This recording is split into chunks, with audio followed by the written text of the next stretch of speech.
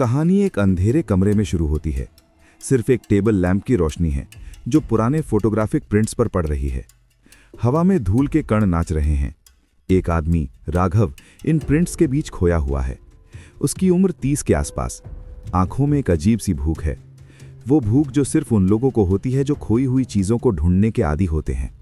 उसके हाथ में एक पुराना प्रिंट है, 1978 का एक अखबार कटिंग। तस्वीर धुंधली है, प्रिंट खराब, पर राघव की नज़र उस तस्वीर के बैकग्राउंड में है। एक घाटी, धार घाटी। तुम फिर से इसी में खोए हुए हो, उसका दोस्त विवेक कहता है।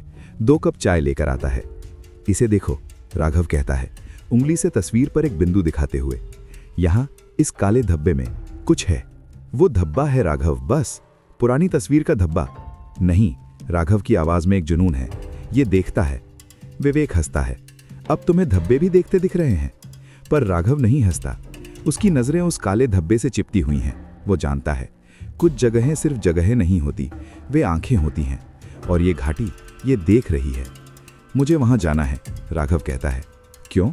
ये कोई खोई हुई सभ्यता थोड़ी ही है, बस एक सुनसान घाटी है। सुनसानपन ही तो खोजने लायक है, राघव कहता है। जहां कुछ नहीं है वहां सब कुछ छुपा होता है। अगले दिन राघव अपनी जीप में सामान लादता है। विवेक की चेतावनी उसके कानों में गूंज रही है। लोग कहते हैं वहां एक पूरा गांव गायब हो गया था 1982 में। लोग, जानवर, सब। कहानियां हैं, राघव कहता है। मुझे तस्वीरें चाहिए, सच्चाई नहीं। कभी कभी, विवेक कहता है गंभीर होकर, तस्वीरें सच्चाई से ज्यादा खतरनाक होती हैं, क्योंकि वो तुम्हें वहां ले जाती हैं जहां तुम्हें नहीं जाना चाहिए। राघव जीप चलाता है। शहर पीछे छूटता जाता है। हरियाली बढ़ती जाती है। हवा ठंडी होने लगती है। वो नहीं जानता कि कुछ यात्राएं सिर्फ यात्राएं नहीं होती, वे बुलावे होते हैं। और कुछ जगहें सिर्फ जगहें नहीं होती, वे जाल होते हैं। धार घाटी उसका इंतजार कर रही है। उसकी भूखी आंखें अंधेरे में खुली हुई हैं। और राघव सिर्फ तस्वीरें लेना चाहता है। वो नहीं जानता कि कभी कभी कैमरा वाला व्यक्ति खुद ही तस्वीर बन जाता है। एक ऐसी तस्वीर जो कभी डेवलप नहीं होती, क्योंकि वो कभी खींची ही नहीं जाती, वो बस होती है। कहानी शुरू। दोपहर की ढलती धूप राघव के स्टूडियो के खिड़की के शीशे से टकराकर उसके काम की मेज पर बिखर गई। हवा में तैरते धूल के कण चमक रहे थे। मेज पर पुराने अखबारों के कटिंग, नक्शे और काले सफ़ेद तस्वीरों का अंबर लगा था। राघव की नज़र एक खास फोटो पर टिकी हुई थी। 1978 की एक पुरानी समाचार पत्र की कतरन, जिसका कागज़ पीला पड़ चुका था और किनारे जले हुए से लग रहे थे। शीर्षक धुंधला पड़ गया था, लेकिन कुछ शब्द पढ़े जा सकते थे। धार घाटी में रहस्यमय समारोह, ग्रामीणों का विश्वास। पर राघव की दिलचस्पी शीर्षक में नहीं, उसके ठीक नीचे छपी तस्वीर में थी। तस्वीर धुंधली थी, प्रिंट खराब था। उसमें कुछ ग्रामीण एक अजीब से प्राचीन दिखने वाले पत्थर के स्तंभ के सामने खड़े थे। लेकिन तस्वीर का बैकग्राउंड वही था जिसकी राघव को तलाश थी। धुंध में लिपटी हुई ऊबड़ खाबड़ पहाड़ियां, जिनके बीच से एक संकरा रास्ता ऐसे निकल रहा था जैसे किसी ने पहाड़ को चाकू से चीर दिया हो। और उस चीरे के सबसे गहरे हिस्से में एक अंधेरा तिकोना सा प्रवेश द्वार। तस्वीर की क्वालिटी इतनी खराब थी कि वो द्वार सिर्फ एक धब्बा लगता था, पर राघव की नज़रें उसी धब्बे से हट नहीं रही थीं। उसने अपना मैग्नीफाइंग ग्लास उठाया और धब्बे पर रख दिया। उसे लगा जैसे अंधेरे के बीच कुछ है, सिर्फ एक एहसास, कोई आकृति नहीं, कोई चेहरा नहीं, बस ये ख्याल कि वो अंधेरा सजीव है, देख रहा है। उसने ग्लास हटा दिया। क्या देख रहे हो इतनी गहराई से? उसके दोस्त और सहायक विवेक ने पीछे से आवाज दी। वो चाय के 2 कप लेकर आया था। इस तस्वीर को, राघव ने कहा, आंखें न हटाते हुए। इसे महीनों पहले एक फ्ली मार्केट से खरीदा था। आज अचानक नजर पड़ी। इस जगह के बारे में कुछ पता है? विवेक ने कप रखते हुए तस्वीर पर नजर दौड़ाई। धार घाटी, नाम ही काफी डरावना है। सुना है कभी? अरे हाँ, चाचा कहा करते थे, उनके गांव के पास ही है। बचपन की कोई कहानी थी। कहानी? राघव की आंखें चमक उठी। हाँ, कोई बकवास कि 40-42 साल पहले वहां एक छोटा सा गांव था, बस कुछ ही घर, और एक रात सब गायब। बस लोग, जानवर, सब। घर वैसे के वैसे, चूल्हे में आग भी जल रही थी कहते हैं, पर कोई नहीं था। पुलिस, प्रशासन सब गए, पर कुछ नहीं मिला, बस खालीपन। विवेक ने चाय की चुस्की ली। बाद में लोगों ने कहानियां बनाई, भूत प्रेत, अलौकिक शक्तियां वगैरह। तुम तो जानते ही हो, देहातों में ऐसी 100 कहानियां मिल जाएंगी। पर राघव नहीं सुन रहा था। उसकी सारी इंद्रियां खालीपन शब्द पर अटक गई थीं। यही तो वो खोज रहा था। वो जगहें जहां इंसानी मौजूदगी ने एक अछूता सा निशान छोड़ा हो और फिर प्रकृति ने धीरे धीरे उसे निगलना शुरू कर दिया हो। खंडहर नहीं, गायब होना। मुझे वहां जाना है, राघव ने अचानक कह दिया, आवाज में एक अटल जुनून। पागल हो गए हो? ये कोई पिकनिक स्पॉट थोड़े ही है, वो दुर्गम इलाका है। और तुम्हारी वो खास दिलचस्पी, ये सब ठीक नहीं है राघव। तुम हमेशा उन जगहों की तरफ खिंचे चले जाते हो जो जीवित नहीं है। शायद इसीलिए, राघव ने मुस्कुराते हुए कहा। आंखें अब भी तस्वीर में कड़ी हुई थीं। उनमें सच्चाई छुपी होती है, वो सच जो हम आबाद जगहों के शोर में नहीं सुन पाते। 3 दिन बाद राघव अपनी पुरानी जीप में सामान लादकर निकल पड़ा। नक्शा, कैमरा, कैंपिंग गियर और वो पुरानी अखबार कतरन। विवेक की आखिरी चेतावनी, वहां कुछ है जो लौटने नहीं देता, उसके कानों में गूंज रही थी, पर उसने इसे सिर्फ एक किस्सा समझकर खारिज कर दिया। शहर की भीड़ पीछे छूटते ही हवा बदलने लगी। हरियाली घनी होती गई, सड़कें संकरी हुईं, पहाड़ियां नीले से धूसर रंग की हो गईं। गूगल मैप ने काम करना बंद कर दिया था। उसने एक छोटे से ढाबे पर रुककर रास्ता पूछा। ढाबे का मालिक, एक उदास चेहरे वाला आदमी, नाम सुनते ही चुप हो गया। धार घाटी? क्यों जाना है वहां? फोटोग्राफी, प्रकृति की तस्वीरें। प्रकृति तो यहां भी है, मालिक ने हाथ फैलाते हुए कहा। वहां मत जाओ, रास्ता खतरनाक है और वो जगह अच्छी नहीं है। क्यों? राघव ने पूछा, जानबूझकर उत्सुकता दिखाई। मालिक ने चारों तरफ देखा, जैसे कोई सुन रहा हो, फिर धीरे से बोला, वो जगह सुनती है और कभी कभी जवाब देती है, उन आवाजों में जो तुम पहचानते हो। इतना कहकर वो तेजी से अंदर चला गया, बात खत्म करने का इशारा। राघव ने इसे एक और स्थानीय अंधविश्वास समझा, पर जैसे जैसे वो आगे बढ़ा, हवा ठंडी होती गई। सूरज अभी भी आसमान में था, पर धूप में वो गर्मजोशी नहीं थी। वो एक ऐसी ठंडक थी जो हड्डियों तक चुभती है। रास्ता अब खत्म हो रहा था। आगे सिर्फ एक पगडंडी थी जो घने पेड़ों के बीच ऊपर की ओर जाती दिख रही थी। उसने जीप रोकी, कैमरा और बैग उठाया और पैदल चल पड़ा। चढ़ाई खत्म हुई और वो एक चौरस जगह पर पहुंचा, और फिर सामने वो थी धार घाटी। तस्वीर ने इसे बिल्कुल सच्चा दिखाया था, पर असलियत 1000 गुना ज्यादा विशाल और अधिक गहन थी। 2 विशाल काले पत्थर की दीवारें, जिन पर पुराने लताएं और फफूंद जमी थीं, एक दूसरे से इतनी करीब थीं कि ऊपर से सिर्फ आकाश की एक पतली रेखा दिखती थी। बीच में एक अंधेरा प्रवेश द्वार, एक खुला मुंह जैसा। उस मुंह से एक ठंडी नम हवा का झोंका निकल रहा था, जिसमें सड़ी हुई पत्तियों और गीली मिट्टी की गंध थी। और कुछ और, एक हल्की सी मीठी सी गंध, जैसे बासी फूल या पुराना इत्र। राघव ने कैमरा उठाया। शटर की आवाज ने सन्नाटे को चीर दिया। उसने जूम किया, घाटी के मुहाने पर फोकस किया। व्यू फाइंडर में अंधेरा और गहरा और भी सघन लग रहा था। तभी उसकी रीढ़ के निचले हिस्से में एक झुरझुरी दौड़ गई। उसे लगा जैसे व्यू फाइंडर में उस अंधेरे के भीतर कुछ हिला था, बस एक झलक, शायद एक छाया। उसने कैमरा नीचे किया और सीधे देखा, कुछ नहीं, सिर्फ अंधेरा। तुम्हारी कल्पना है राघव, उसने अपने आप से कहा, पर आवाज थोड़ी कांप रही थी। फिर उसने एक और फोटो लेने का फैसला किया। कैमरा फिर से आंखों से लगाया, घाटी का मुहाना, फोकस। और तभी एक तेज तीखा सा दर्द उसके कनपटी में चमक उठा। सिर में एक भन्नाहट, जैसे कोई जोर से चिल्लाया हो, पर वो चीख आवाज नहीं, एक सनसनी थी। उसने आंखें मूंद लीं। दर्द धीरे धीरे कम हुआ। जब उसने आंखें खोलीं तो सूरज पहाड़ियों के पीछे छिपने लगा था। घाटी का मुहाना अब और गहरा और भी विशाल लग रहा था।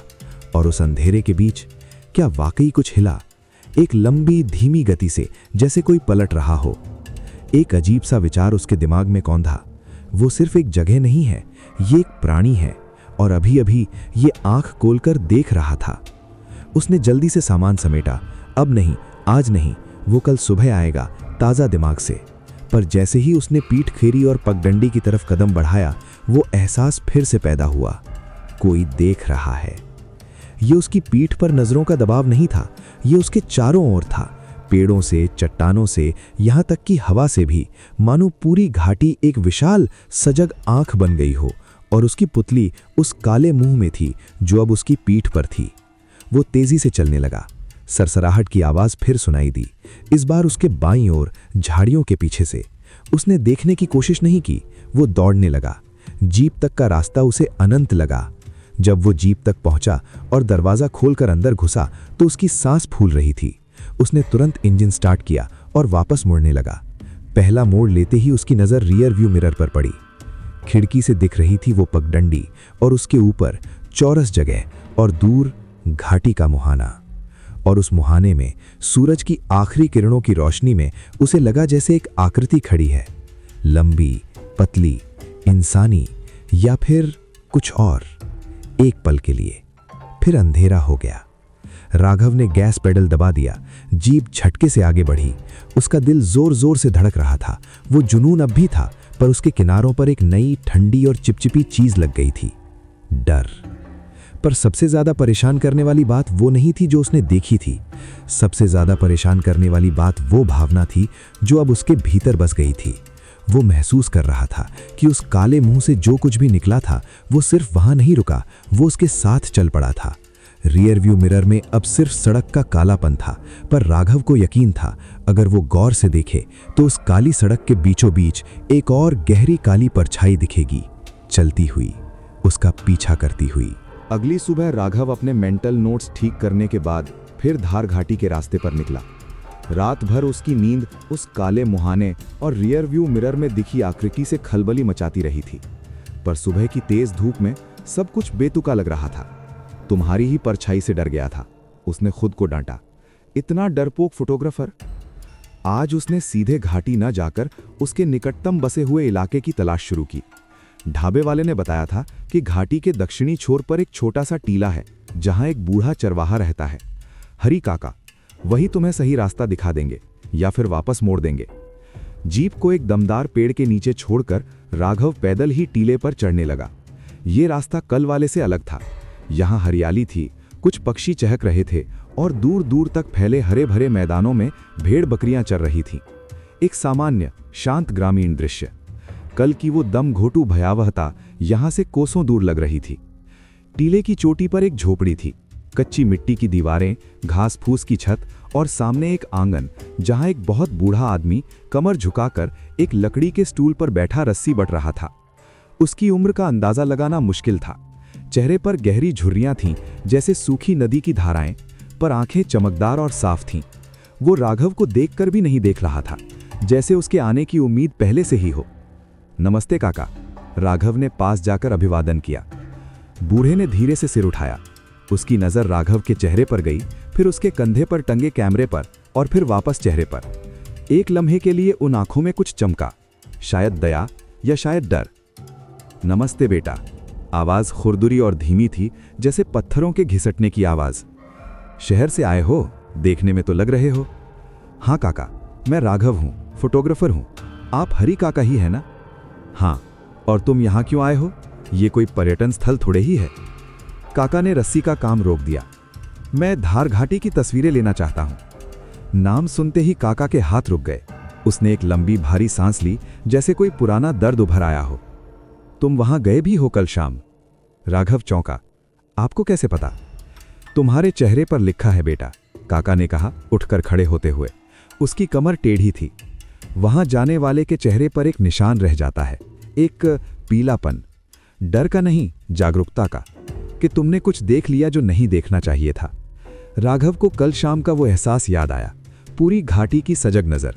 उसने अपनी बात को यथार्थवादी ढंग से रखने की कोशिश की। वहां का माहौल अजीब सा लगता है काका, सन्नाटा बहुत गहरा है। सन्नाटा नहीं है वहां बेटा, काका ने कहा और अपनी झोपड़ी की ओर चल पड़ा, इशारा करते हुए कि राघव भी आए। चलो पानी पी लो, फिर जो करना है करना। झोपड़ी के अंदर सादगी थी, एक चारपाई, चूल्हा, कुछ बर्तन। काका ने एक लोटा पानी दिया। राघव ने पानी पीते हुए पूछा, काका वहां एक पूरा गांव गायब हो गया था, सच है?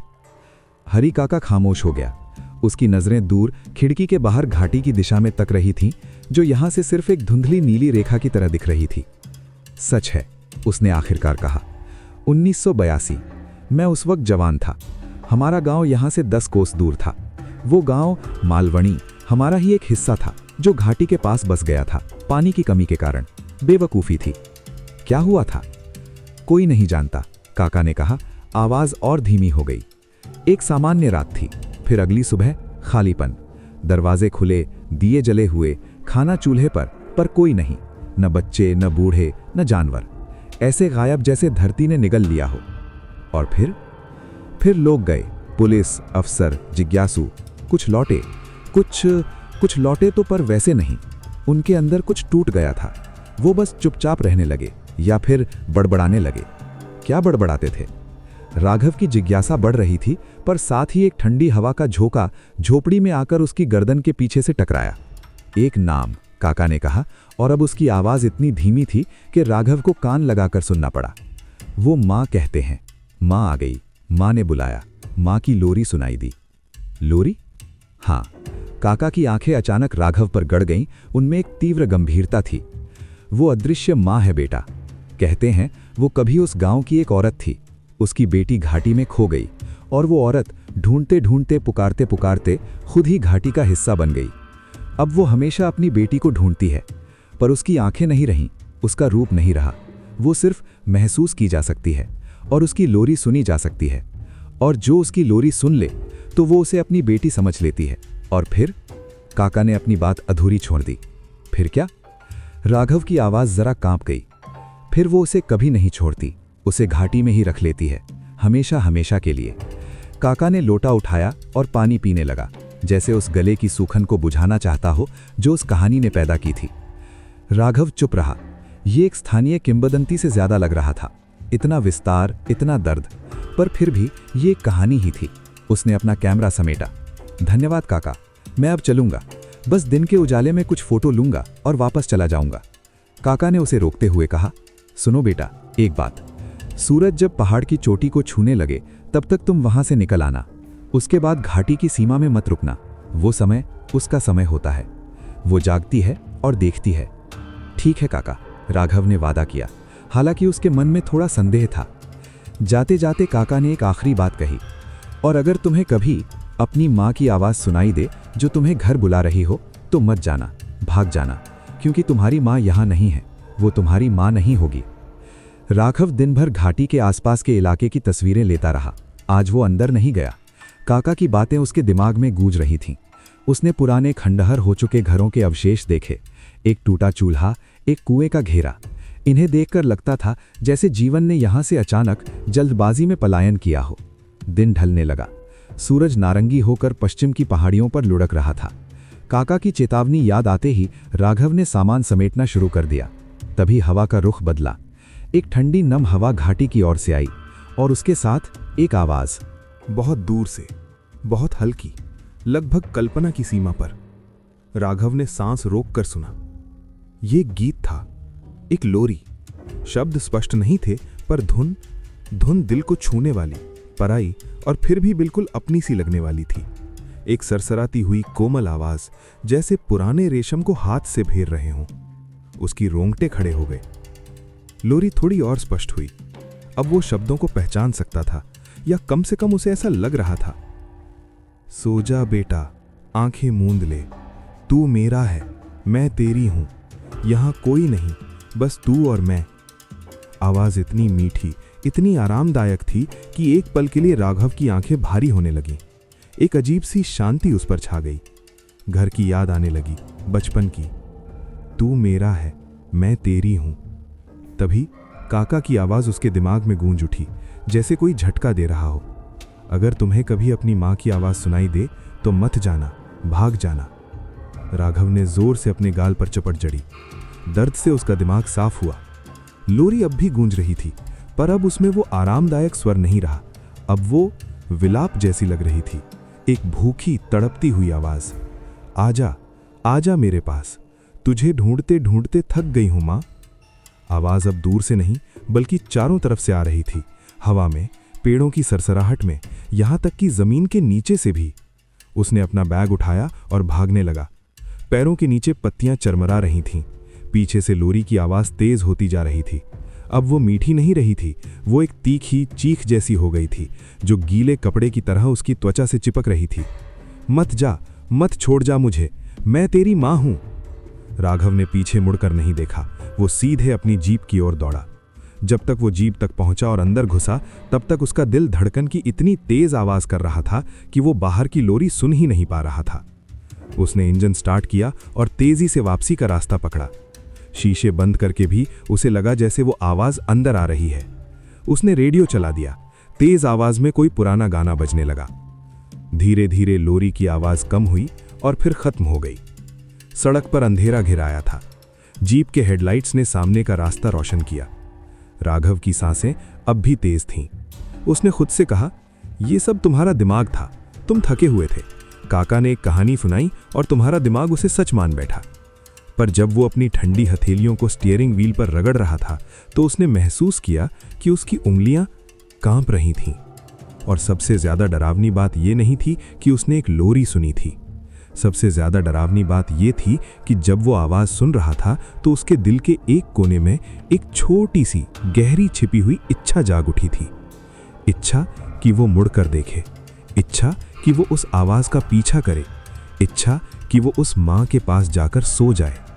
ये इच्छा हरी काका की चेतावनी से कहीं ज्यादा खतरनाक थी। तीसरे दिन राघव में एक जिद्दीपन आ गया था। पिछले 2 दिनों के अनुभवों ने उसे डराया था, पर उसका कैमरा अभी भी खाली था। उसने घाटी का एक भी सार्थक शॉट नहीं लिया था, बस उसके किनारे किनारे की तस्वीरें। और उस फोटोग्राफर के अंदर जो खालीपन को कैद करने का आदी था, ये एक व्यक्तिगत चुनौती बन गई। वो घाटी के अंदर जाए बिना उसकी असली तस्वीर नहीं ले सकता था। बस एक शॉट, उसने खुद से कहा। सूरज ढलने का समय, गोल्डन आवर। बस घाटी के मुहाने पर खड़ा होकर अंदर की ओर एक विस्तृत शॉट, फिर तुरंत लौट आना। वो दोपहर बाद ही पहुंच गया। हरी काका की झोपड़ी की ओर से उसने उन्हें दूर से देखा। बूढ़ा चरवाहा अपनी भेड़ों को लेकर टीले से नीचे उतर रहा था। शायद शाम होने से पहले सुरक्षित स्थान पर ले जा रहा था। राघव ने उनसे नजरें मिलाने से बचा लिया। आज उसने अपना सारा गियर साथ लिया था, ट्राइपॉड, विभिन्न लेंस, एक शक्तिशाली टॉर्च। सूरज अभी भी काफी ऊंचा था। उसने घाटी के उसी चौरस स्थान पर जहां पहले दिन खड़ा था अपना ट्राइपॉड लगाया। कैमरा सेट करते हुए उसकी नज़र काले मुहाने पर थी। आज वो और भी गहरा और भी सघन लग रहा था, जैसे कोई चिपचिपा तरल पदार्थ उसमें भर गया हो। शाम ढलने लगी। आसमान में नारंगी और बैंगनी रंग फैलने लगे। ये वो समय था जिसका राघव इंतजार कर रहा था, जब प्रकाश और अंधेरे का संगम होता है और दुनिया की रेखाएं धुंधली पड़ने लगती हैं। उसने कैमरा ठीक किया। फ्रेम में वो काले मुहाने के अंदरूनी हिस्से का कुछ अंश आ रहा था। शटर बटन दबाने ही वाला था कि एक आवाज सुनाई दी। क्या आप यहाँ के रहने वाले हैं? राघव चौंक कर मुड़ा। एक लड़की खड़ी थी, लगभग 20-22 साल की। साधारण सूती की साड़ी पहने, बाल पीछे बांधे हुए, चेहरा पतला, आंखें बड़ी बड़ी और कुछ उदास सी। उसके हाथ में एक टूटी हुई टोकरी थी। नहीं, मैं यहाँ का नहीं हूँ, राघव ने कहा, हैरान। इस सुनसान में इतनी देर शाम को कोई लड़की अकेली? आप यहाँ क्यों हैं? ये जगह सुरक्षित नहीं है। लड़की ने एक असहाय सी नज़र से चारों ओर देखा। मैं रास्ता भूल गई हूँ, मेरा गांव। मैं वापस जा रही थी, पर अंधेरा हो गया। उसकी आवाज़ बहुत मीठी थी, पर उसमें एक खालीपन था, जैसे वो यंत्रवत बोल रही हो। कौन सा गांव? राघव ने पूछा। ट्राइपॉड से हटकर उसकी ओर एक कदम बढ़ाया। मालवणी, लड़की ने कहा। नाम सुनते ही राघव के प्राण सूख गए। मालवणी, वही गांव जो 1982 में गायब हो गया था। वो गांव तो... राघव ने अपनी बात रोक ली। हो सकता है ये उस गांव की कोई बेटी हो जो बच गई हो, या शायद कोई और मालवणी हो। तुम्हारा नाम क्या है? मीरा, लड़की ने कहा, और एक हल्की सी मुस्कान उसके होठों पर आई, पर वो मुस्कान उसकी आंखों तक नहीं पहुंची। उसकी आंखें खाली थीं। आप क्या कर रहे हैं? फोटो खींच रहा हूं। सुनो मीरा, तुम यहां अकेली नहीं रुक सकती। मैं तुम्हें किसी सुरक्षित जगह छोड़ाता हूं। चलो, मेरी जीप वहां नीचे है। पहले फोटो ले लो ना, मीरा ने अचानक कहा। मैं इंतजार कर लूंगी।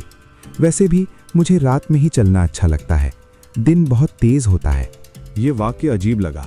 राघव ने उसे गौर से देखा।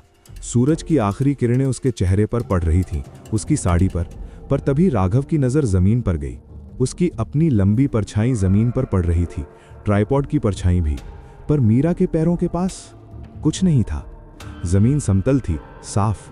उस जगह पर जहां मीरा खड़ी थी कोई परछाई नहीं थी। ऐसा नहीं था कि परछाई धुंधली थी या टेढ़ी मेढ़ी थी, वो थी ही नहीं। सूरज की रोशनी सीधे उसके शरीर से होकर बिना किसी अवरोध के जमीन पर पड़ रही थी। राघव का गला सूख गया। उसने धीरे से अपना हाथ उठाया, अपनी परछाई देखी, हाथ की साफ छाया। फिर उसने मीरा की ओर देखा। क्या बात है? मीरा ने पूछा। उसकी मुस्कान अब भी बनी हुई थी। कुछ नहीं, राघव ने कहा और जानबूझकर अपना कैमरा उठाया। तुम कहो तो तुम्हारी एक तस्वीर ले लूं? तुम्हारे गांव वालों को दिखाऊंगा, तुम सुरक्षित हो। तस्वीर? मीरा का चेहरा एकदम शांत हो गया। मैं तस्वीरों में नहीं आती। कोशिश करते हैं, राघव ने कहा और बिना देर किए उसने कैमरा उठाकर मीरा पर फोकस किया। व्यू फाइंडर में मीरा खड़ी थी, पृष्ठभूमि में घाटी का काला मुहाना, पर स्क्रीन पर कुछ अजीब हो रहा था। मीरा की छवि ठीक से फोकस नहीं हो रही थी, वो धुंधली थी, जैसे कैमरे के लेंस पर भाप जम गई हो। उसने लेंस साफ किया, दोबारा देखा। इस बार व्यू फाइंडर में मीरा नहीं थी, वहां सिर्फ घाटी का मुहाना था, खाली। राघव ने कैमरा नीचे किया। मीरा अभी भी वहीं खड़ी थी, उससे 10 फीट की दूरी पर, उसी खाली मुस्कान के साथ। मैंने कहा था ना, मैं तस्वीरों में नहीं आती, उसके लिए जीवित होना जरूरी है। तुम हो क्या?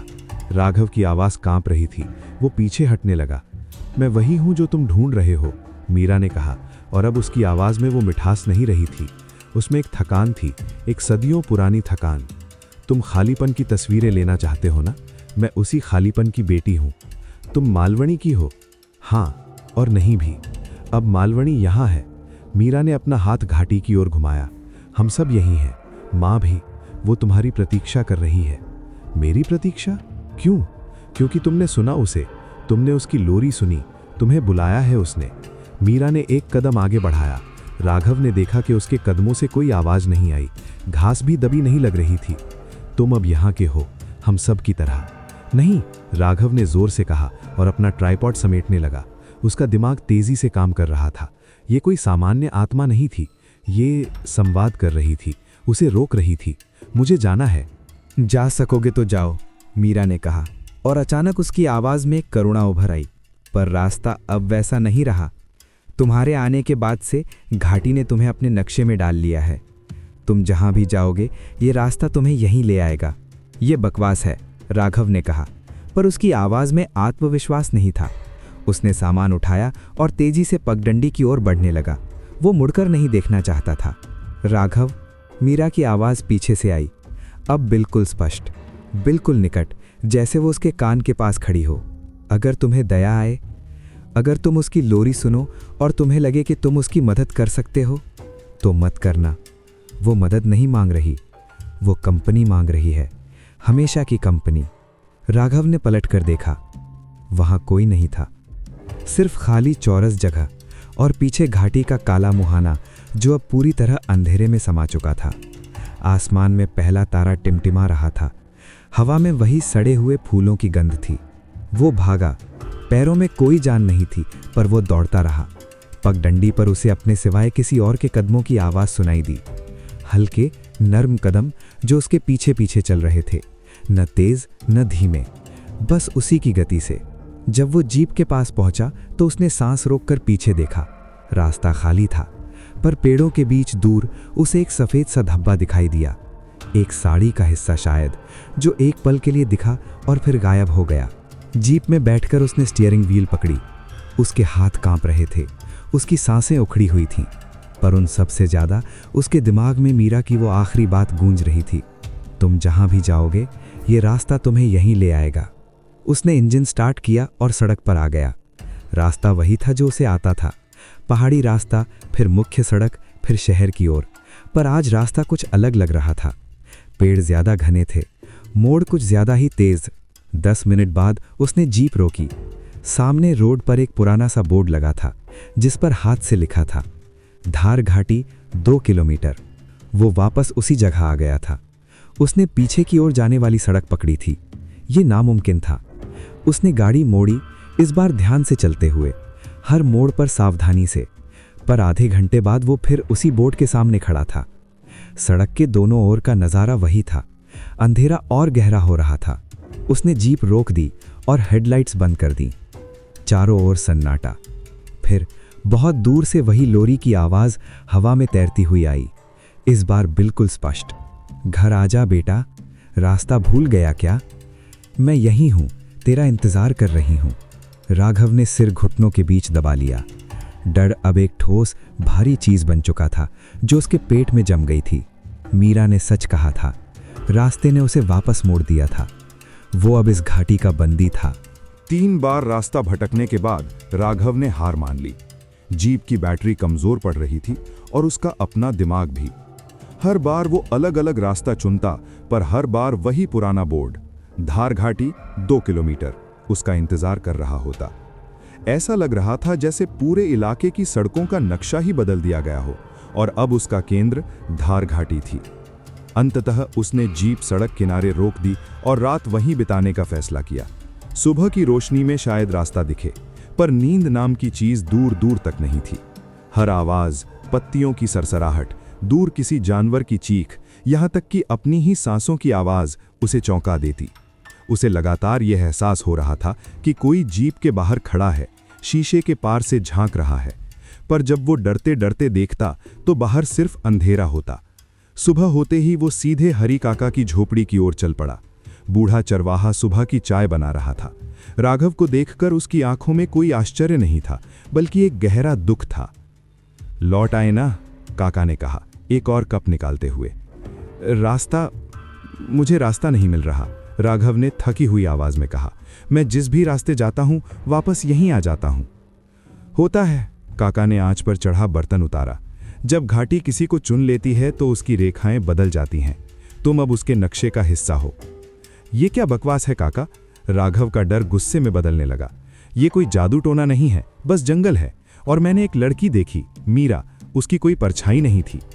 मीरा का नाम सुनते ही काका के हाथ कांप गए। चाय का कप लगभग गिरा। तुमने उसे देख लिया और बात भी की? हाँ, उसने कहा मैं अब यहां से नहीं जा सकता।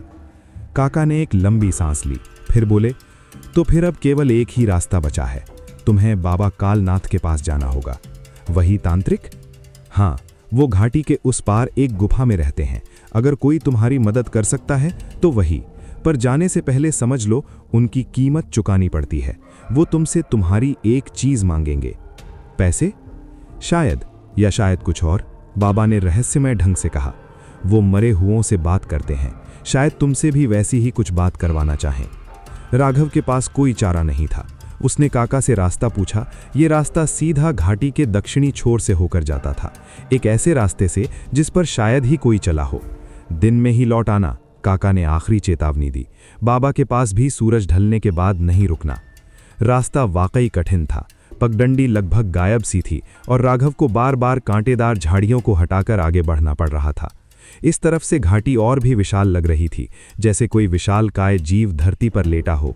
हवा में वही मीठी सड़ी हुई गंध थी जो अब राघव को अपनी सांसों में महसूस होने लगी थी।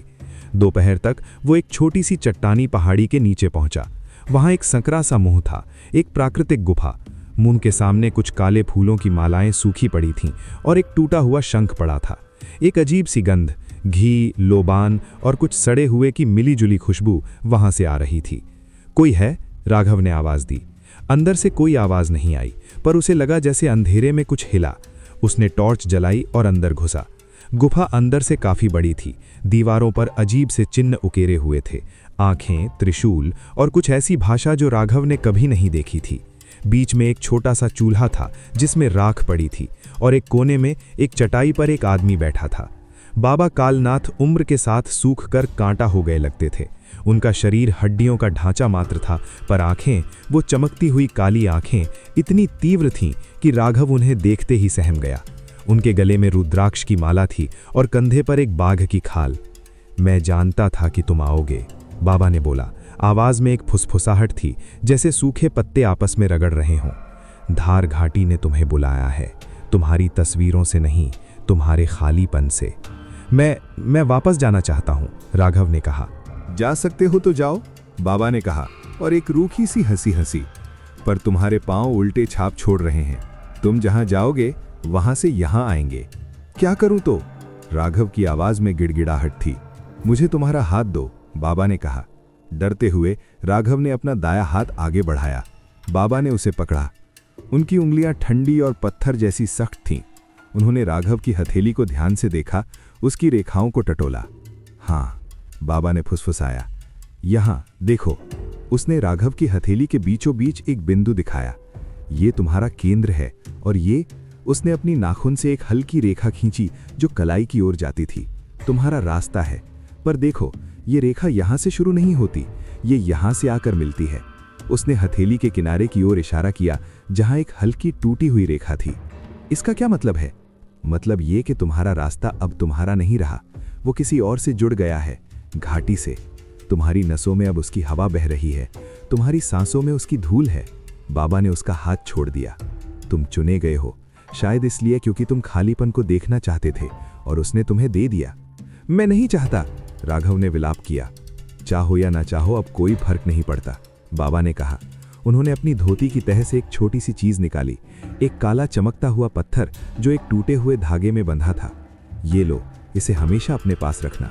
राघव ने ताबीज लिया। वो अजीब तरह से गर्म था, जैसे कोई जीवित चीज। ये क्या करेगा? ये तुम्हें उसकी नजरों से बचाएगा। जब तक ये तुम्हारे पास है, अदृश्य माँ तुम्हें सीधे नहीं देख पाएगी। वो तुम्हें सिर्फ परछाई की तरह देखेगी, एक धुंधली सी छवि। पर यह ताबीज तुम्हें बचा नहीं सकता, सिर्फ समय दे सकता है। तुम्हें जल्द ही निर्णय लेना होगा। क्या निर्णय? या तो तुम उसे स्वीकार कर लो और हमेशा के लिए यहीं के हो जाओ, या फिर तुम्हें उसके सामने जाना होगा और उसका सच जानना होगा। पर वो रास्ता बहुत खतरनाक है। और अगर मैं ये ताबीज लेकर भाग जाना चाहूं तो? बाबा की आंखों में एक करुणामयी चमक आई। तुम कोशिश कर चुके हो, क्या हुआ? ताबीज रास्ता नहीं बदल सकता, वो सिर्फ तुम्हें थोड़ा छिपा सकता है। राघव ने ताबीज गले में पहन लिया। उसे लगा जैसे एक ठंडी लहर उसके शरीर से होकर गुजरी और फिर सब सामान्य हो गया। इसकी कीमत? राघव ने पूछा। अभी नहीं, बाबा ने कहा। जब तुम निर्णय ले लो तब मैं अपनी कीमत मांगूंगा। वो तुम्हारे निर्णय पर निर्भर करेगी। अब जाओ, सूरज ढलने से पहले लौट जाओ। गुफा से बाहर निकलते ही राघव को एक अजीब सी हल्कापन महसूस हुआ, जैसे कोई भारी बोझ उतर गया हो। शायद ये ताबीज काम कर रहा था, शायद ये सब उसका दिमाग था। पर उसे लगा कि हवा की वो चिपचिपी देखती हुई भावना कुछ कम हुई है। वो लौटने लगा। रास्ता अब भी वही कठिन था, पर उसे चलते हुए एक अजीब सी निश्चिंतता थी। शायद सब ठीक हो जाएगा, शायद वो इस ताबीज के साथ निकल जाने में कामयाब हो जाएगा। शाम होने लगी थी। सूरज पेड़ों की घनी शाखाओं के पीछे छिप रहा था। राघव ने अपनी गति तेज की। अभी भी हरी काका की झोपड़ी तक पहुंचना बाकी था, और फिर वहां से अपनी जीप। तभी उसे आवाज सुनाई दी, पैरों के कदमों की आवाज, उसके अपने नहीं। उसने रुककर सुना, आवाज बंद हो गई। वो फिर चला। 2 कदम चला ही था कि आवाज फिर शुरू हो गई। करच करच करच, सूखी पत्तियों पर कदमों की आवाज। उसके ठीक पीछे। उसने तेजी से पलट कर देखा। रास्ता खाली था, सिर्फ लंबी लंबी पेड़ों की परछाइयां थीं, जो शाम के समय और लंबी हो रही थीं। शायद कोई जानवर, उसने सोचा और फिर चल पड़ा। इस बार आवाज तुरंत शुरू हो गई और ये उसके कदमों के साथ पूरी तरह सिंक में थी। जब वो बायां पैर आगे बढ़ाता, पीछे से बायां कदम की आवाज आती। दायां पैर, दायां कदम।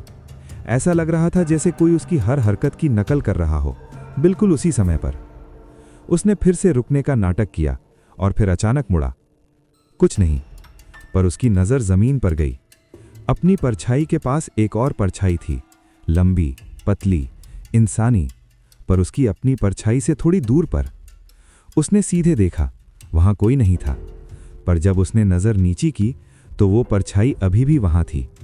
उसने एक कदम आगे बढ़ाया, उसकी अपनी परछाई आगे बढ़ी, वो दूसरी परछाई भी आगे बढ़ी, उसी समय, उसी तरह। उसने तेजी से चलना शुरू किया। पीछे के कदमों की आवाज भी तेज हो गई। अब वो दौड़ने लगा। पीछे की आवाज भी दौड़ने लगी, पर अब वो सिर्फ कदमों की आवाज नहीं थी, उसमें एक हल्की सी दम घुटती हुई सांसों की आवाज भी मिल रही थी। वो जितना तेज भागता, वो आवाज उतनी ही नजदीक आती लगती। ऐसा नहीं था कि वो चीज तेज थी, ऐसा लग रहा था कि जैसे जैसे वो भागता, वो उसके और करीब आ रही थी, जैसे उसकी गति उसे खींच रही हो। अचानक उसने अपने कंधे के पीछे एक ठंडी सी हवा का झोंका महसूस किया, जैसे कोई उसके कान के पास सांस ले रहा हो। उसने चिल्लाना चाहा, पर आवाज गले में ही अटक गई। तभी गले में लटका वो ताबीज एक तेज गर्मी से चमक उठा। उसने उसे छुआ। वो इतना गर्म था कि उसे हल्का सा दर्द हुआ। पीछे की सांसों की आवाज एक हल्की सी चीख में बदल गई और फिर गायब हो गई। कदमों की आवाज भी रुक गई। राघव ने हांफते हुए रुककर पीछे देखा। रास्ता खाली था, परछाइयां अब सिर्फ पेड़ों की थीं, पर जमीन पर, उस जगह जहां वो दूसरी परछाई देखी थी, पत्तियों पर एक निशान था, गीला सा, जैसे कोई गीले पैरों से वहां खड़ा हुआ हो। उसने ताबीज़ को मुट्ठी में भींच लिया। वो अब ठंडा हो चुका था। बाबा ने सच कहा था, ये ताबीज़ उसे बचा नहीं सकता था, सिर्फ उसकी नज़रों से छिपा सकता था। और अब राघव जान गया था, वो चीज़ जो भी थी अब उसका पीछा कर रही थी, और ताबीज़ सिर्फ एक अस्थायी बाधा थी।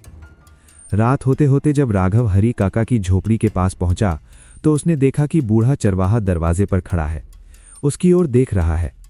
उसकी आंखों में वही जानकारी थी। वो जानता था कि राघव ने क्या अनुभव किया है। ताबीज़ मिल गया? काका ने पूछा। राघव ने सिर हिलाया। तो अब तुम जानते हो, काका ने कहा। अब तुम्हें चुनना है कि भागने की कोशिश करते रहना या उसका सामना करना। पर याद रखो, जो भी चुनो उसकी कीमत चुकानी होगी। बाबा कभी मुफ्त में कुछ नहीं देते। झोपड़ी के अंदर जाते हुए राघव ने एक बार फिर पीछे मुड़कर देखा। जंगल का अंधेरा अब और भी सघन लग रहा था, और उस अंधेरे में उसे लगा कि एक जगह का अंधेरा बाकी सबसे ज्यादा गहरा है, और वो गहरा अंधेरा धीरे धीरे हिल रहा था। अगले दिन दोपहर तक राघव ने अपना फैसला कर लिया। भागने की कोशिश व्यर्थ थी। हर रास्ता उसे वापस घाटी की ओर ले आता। ताबीज़ एक अस्थायी ढाल था जो धीरे धीरे कमजोर पड़ रहा था। पिछली रात के बाद से वो 2 बार और उस अदृश्य उपस्थिति को महसूस कर चुका था। हर बार ताबीज़ का गर्म होना कम प्रभावी होता जा रहा था। मुझे इसका सामना करना होगा, उसने हरी काका से कहा, जो उसे निराश भाव से देख रहे थे। मैं आज रात घाटी में रुकूंगा। पागल हो गए हो? काका की आवाज में गुस्सा था। तुम मरना चाहते हो?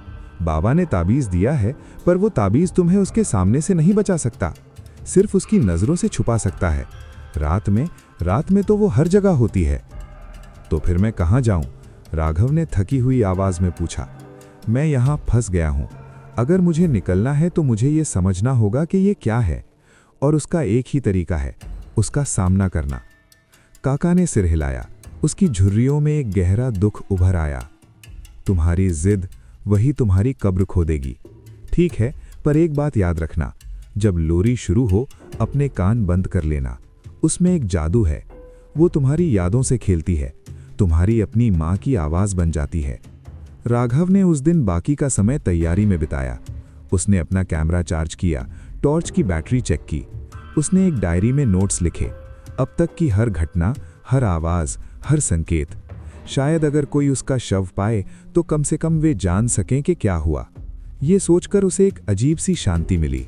शाम होने से ठीक पहले वो घाटी के मुहाने कर पहुंचा। आज उसने सामने वाली चौरस जगह नहीं, बल्कि दाईं ओर की एक ऊंची चट्टान चुनी, जहां से पूरी घाटी का मुहाना दिखता था। वहां एक प्राकृतिक खो थी, एक छोटी सी गुफा जो शायद किसी जानवर का घर रही हो। उसमें वो सुरक्षित महसूस कर सकता था। सूरज डूब गया। अंधेरा नहीं, बल्कि एक नीला काला धुंध घाटी से बाहर आकर चारों ओर फैलने लगा। हवा बिल्कुल थम गई, पत्तियां तक नहीं हिल रही थीं। राघव ने अपना ताबीज़ थामा। वो ठंडा था। उसने कैमरा सेट किया, लेंस घाटी के मुहाने पर फोकस किया। Night vision mode. वो रिकॉर्डिंग शुरू करना चाहता था, सबूत जुटाना चाहता था। घंटे बीतते गए, कुछ नहीं हुआ, सिर्फ सन्नाटा। एक इतना गहरा सन्नाटा कि उसे अपने दिल की धड़कन सुनाई देने लगी। उसकी आंखें भारी होने लगी। शायद सब कुछ उसकी कल्पना था। शायद तभी पहली आवाज आई, एक हल्की सी सिसकी, जैसे कोई रो रहा हो, बहुत दूर से। राघव की नींद उचट गई। उसने कैमरा ठीक किया, रिकॉर्डिंग चालू। सिसकी धीरे धीरे एक गुनगुनाहट में बदलने लगी। शब्द अभी स्पष्ट नहीं थे, पर धुन वही थी, वही लोरी।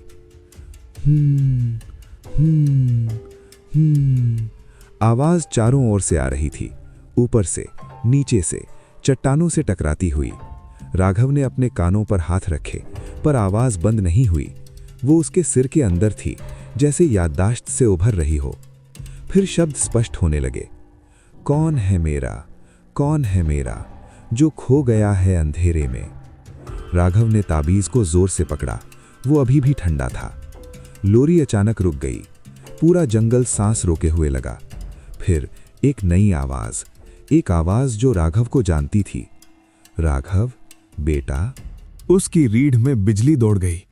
ये आवाज ये उसकी माँ की आवाज़ थी, असली माँ की, जो 2 साल पहले कैंसर से चल बसी थी। वही कोमलता, वही थकान। नहीं, उसने खुद से कहा, दांत पीसते हुए, ये असली नहीं है, ये नहीं है। राघव, मैं यहाँ हूँ, तुम कहाँ हो? माँ, मैं यहाँ हूँ। पर उसने अपना मुंह बंद रखा, होठों को जोर से दबाए रखा। तुम मुझे भूल गए क्या? आवाज में दर्द था।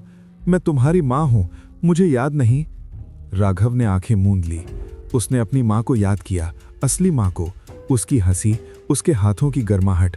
ये आवाज, ये बिल्कुल वैसी ही थी, पर थोड़ी सी खोखली, जैसे टेप रिकॉर्डिंग हो। मुझे अकेला छोड़ दिया तुमने, आवाज रोने लगी। मैं तुम्हारा इंतजार कर रही हूँ, आ जाओ ना। तभी उसकी गर्दन पर ताबीज जलने लगा, एक तेज तीखी गर्मी। उसने चीखने ही वाला था कि आवाज फिर बदल गई। अब वो आवाज खुरदरी हो गई, भयानक हो गई। अब वो माँ की आवाज नहीं थी, वो किसी पुरानी टूटी हुई चीज की आवाज थी। राघव, राघव, राघव। उसके नाम का उच्चारण बार बार, हर बार और विकृत और जोर से। आवाज अब हवा में नहीं, बल्कि जमीन के नीचे से आ रही थी, जैसे कोई कब्र से बुला रहा हो। उसने अपना कैमरा उठाया, हाथ कांप रहे थे।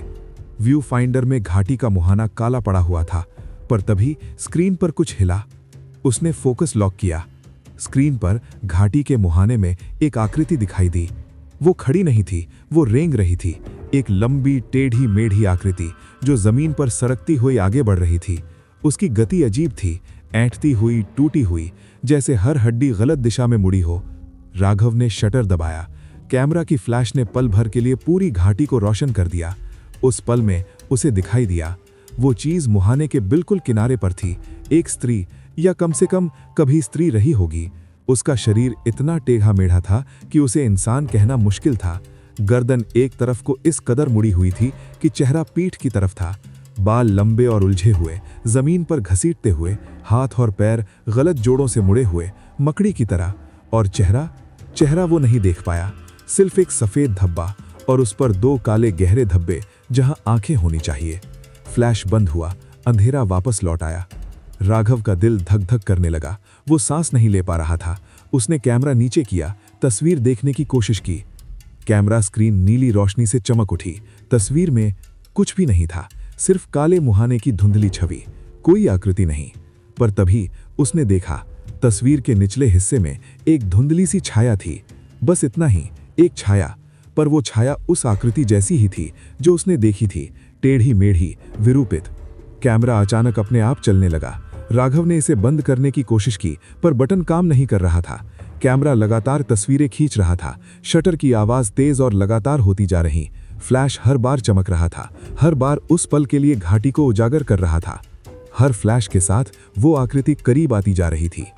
पहली तस्वीर मुहाने पर, दूसरी तस्वीर मुहाने से 10 फीट बाहर, तीसरी तस्वीर आधे रास्ते पर, चौथी तस्वीर चट्टान के नीचे। राघव ने कैमरा जमीन पर पटक दिया। वो टूट गया। शटर की आवाज बंद हो गई, पर फ्लैश बंद नहीं हुआ। टूटा हुआ कैमरा अब भी लगातार चमक रहा था, एक स्ट्रोब लाइट की तरह। हर बार उस भयानक दृश्य को दिखा रहा था, और हर चमक के साथ वो चीज और करीब थी। अब वो चट्टान के नीचे ही थी, रेंगती हुई। उसके शरीर से एक अजीब सी आवाज आ रही थी, जैसे हड्डियां आपस में रगड़ खा रही हों। राघव ने ताबीज पकड़ा। वो अब जलने लगा था, इतना गर्म कि उसकी त्वचा पर निशान पड़ने लगे। उसने चीख निकाली। ताबीज से एक तेज सफेद रोशनी निकली। एक क्षण के लिए उसने सब कुछ स्पष्ट देखा। वो चीज सिर्फ 5 फीट दूर थी। उसने अपना सिर घुमाया। वो गर्दन पर नहीं, बल्कि पीठ के बीच में एक गलत जोड़ से घुमा और उसके चेहरे को राघव की ओर कर दिया। कोई चेहरा नहीं था, सिर्फ एक चिकना कोहरे जैसा सफेद धब्बा, और उस पर 2 गड्ढे, गहरे अनंत काले गड्ढे जो आंखों की जगह थे। उन गड्ढों में कुछ था, एक ऐसी भूख जिसने राघव के आत्मा तक को जमा दिया। फिर ताबीज की रोशनी बंद हो गई। अंधेरा वापस आ गया। राघव ने सुना सामने की ओर से एक भारी गीली सांस की आवाज और एक शब्द जो हड्डियों के बजने जैसी आवाज में उच्चारित हुआ, मेरा। वो उठा, पीछे की ओर भागा, गुफा से बाहर, चट्टान से नीचे की ओर। उसने सोचा समझा नहीं, बस भागा। पैर फिसले, घुटनों और हाथों में खरोंचें आईं। पर वो नहीं रुका। पीछे से वो लोरी फिर शुरू हो गई, पर अब वो चीख थी, गीत नहीं। मेरा मेरा मेरा। राघव जंगल में भागता रहा। अंधेरे में टूटे हुए कैमरे की चमकती हुई फ्लैश उसकी पीठ पर पड़ रही थी। हर बार उसकी लंबी विकृत परछाई को जमीन पर दिखाती थी, और उस परछाई के ठीक पीछे एक दूसरी परछाई थी, टेढ़ी मेढ़ी, रेंगती हुई, करीब आती जा रही थी। जब वो हरी काका की झोपड़ी के पास पहुंचा तो उसका शरीर कांप रहा था, आंसू और पसीने से भीगा हुआ था।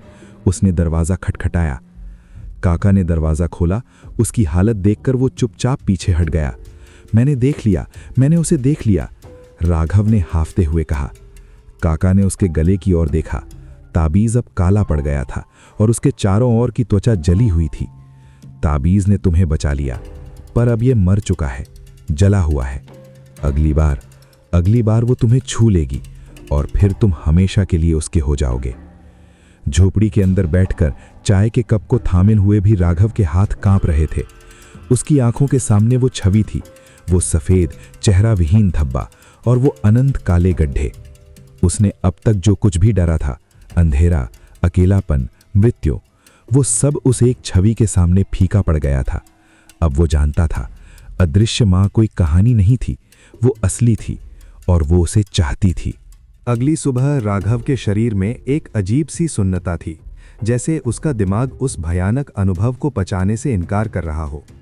हरी काका ने उसकी जली हुई त्वचा पर नीम के पत्तों का लेप लगाया था, पर ताबीज का निशान, एक पूरी तरह से काला जले हुए फूल की आकृति, अब भी साफ दिख रहा था, जैसे उसकी त्वचा ने ही कार्बन की एक परत धारण कर ली हो। ताबीज मर चुका है, काका ने कहा था। अब तुम्हें कोई नहीं बचा सकता सिवाय खुद के। खुद को कैसे बचाऊं? राघव ने पूछा था। उसकी आवाज में अब डर नहीं, बस एक थकी हुई समर्पण भाव थी। उसे समझो, काका ने जवाब दिया था। हर भूत एक कहानी है और हर कहानी का एक अंत होता है। तुम्हें उसकी कहानी का अंत ढूंढना होगा।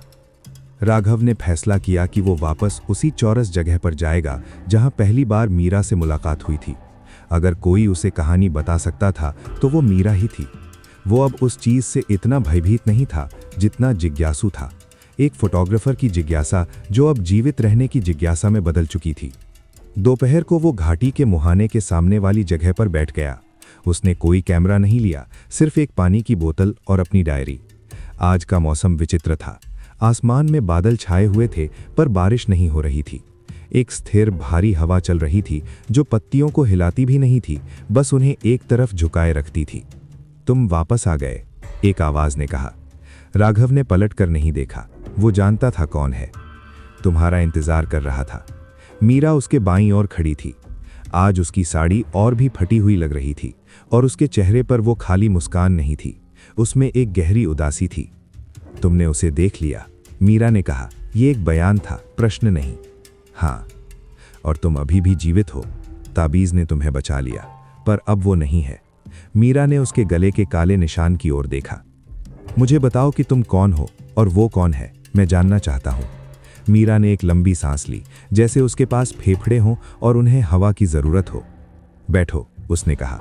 वो एक पत्थर पर बैठ गई और राघव ने उससे कुछ फीट की दूरी बनाए रखते हुए जमीन पर बैठ गया। आज दिन के उजाले में वो और भी स्पष्ट देख सकता था। मीरा का शरीर थोड़ा धुंधला था, जैसे किसी पुरानी फिल्म की तस्वीर, और जमीन पर उसकी कोई परछाई नहीं थी। 1982, मीरा ने शुरू किया। मैं 17 साल की थी। हमारा गांव मालवणी यहां से 2 किलोमीटर दूर था, घाटी के ठीक ऊपर। पानी की कमी थी। घाटी में एक छोटा सा झरना था। हम लड़कियां रोज पानी लेने जाती थीं। उसकी आवाज में एक सामान्य इंसानी याद थी। ये भूतिया नहीं लग रही थी। एक दिन मैं पानी लेने गई, शाम हो गई।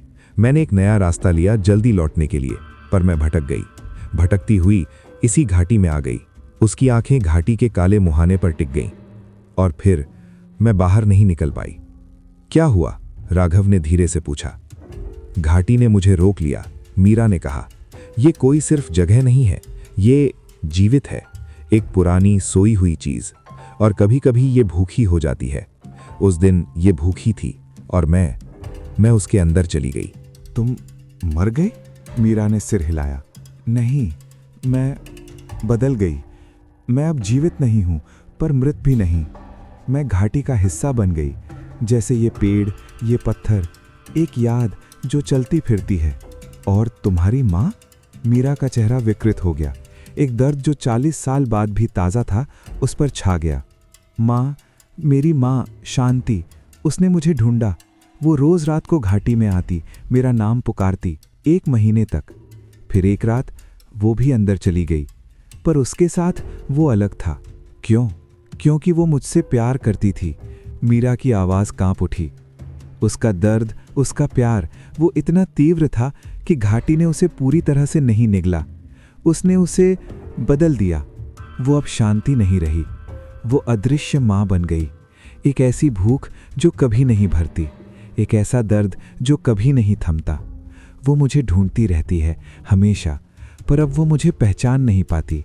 वो बस ढूंढती है, और जो भी उसकी लोरी सुन लेता है वो उसे अपनी बेटी समझ लेती है, उसे रोक लेती है हमेशा के लिए। राघव को सब कुछ समझ में आने लगा।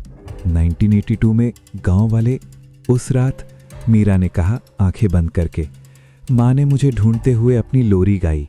पूरे गांव ने सुनी। वे सब बाहर आए उसे ढूंढने, और उसने सबको देख लिया। उसने सोचा कि शायद मैं उनमें से एक हूँ, या शायद वो बस अकेली थी। उसने सबको बुलाया और घाटी ने सबको निगल लिया। अब वे सब यहीं हैं, घाटी के अंदर, हमेशा के लिए। तुम कहाँ हो? मैं यहीं हूँ। मीरा ने अपने चारों ओर हाथ घुमाया। पर ज़्यादातर समय मैं उसके अंदर होती हूँ, वही जगह जहाँ तुमने मुझे देखा था।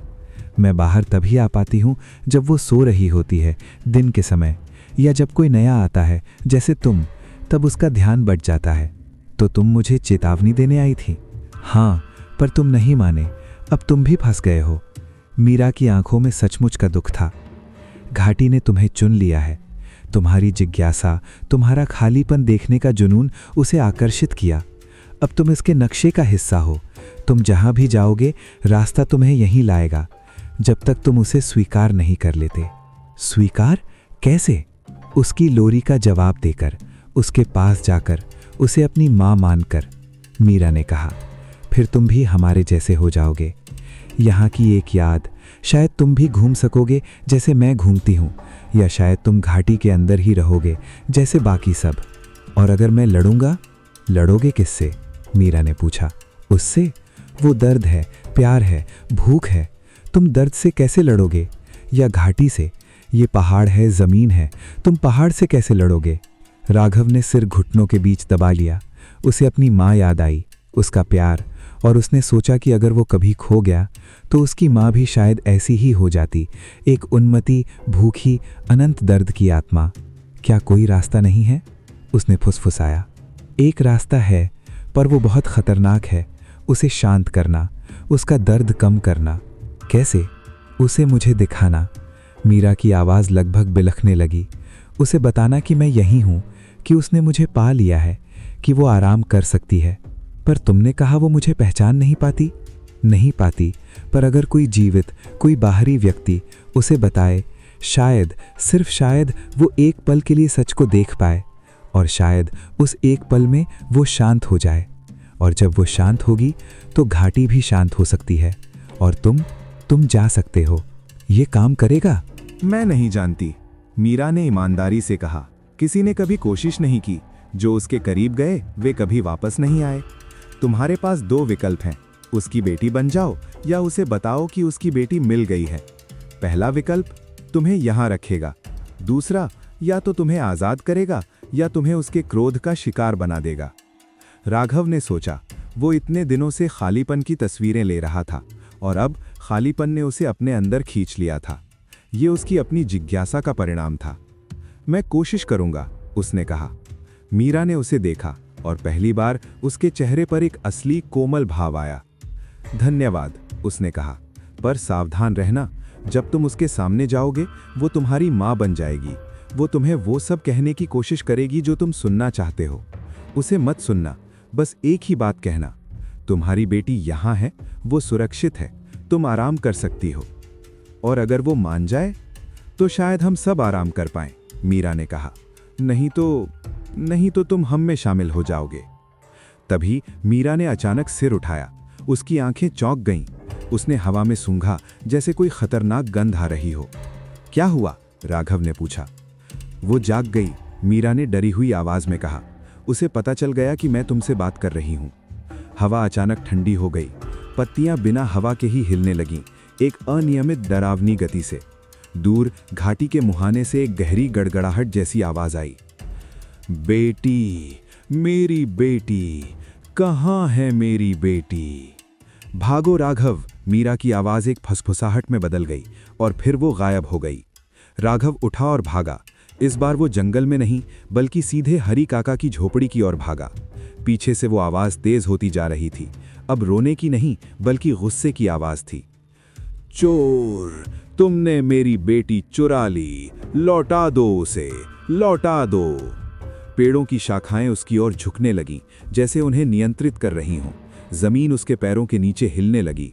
राघव ने कभी पीछे मुड़कर नहीं देखा। वो जानता था कि अगर उसने देखा तो वो रुक जाएगा, और अगर वो रुका तो वो कभी नहीं भाग पाएगा। जब वो झोपड़ी के पास पहुंचा तो हरी काका बाहर खड़े थे, एक लाठी थामे हुए। उनकी आंखें चौड़ी थीं।